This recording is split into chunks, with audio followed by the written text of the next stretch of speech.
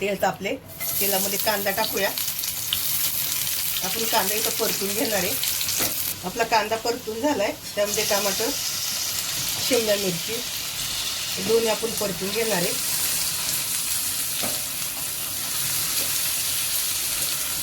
आपण ब्रोकोली टाकणार आहे, मक्याचे दाणे आणि हिरवे वाटाणे. आता हे सगळं आपण परतून घेऊया.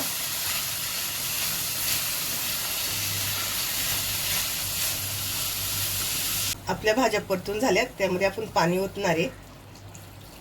एकदम थोडंसं मीठ टाकणार आहे भाज्यांसाठी फक्त. आता त्या पाण्याला उकळी येऊन देऊ आपण. त्यामध्ये आपण मॅगी मसाला टाकून घेणार आहे. त्यामध्ये थोडीशी मिरची पावडर, हे सगळं आपण मिक्स करून घेणार आहे. आता इथं गॅस फास्ट करते, याला उकळी येऊन देऊया. पाण्याला उकळी आली आपल्याला, त्यामध्ये आपण मॅगी टाकून घेऊया.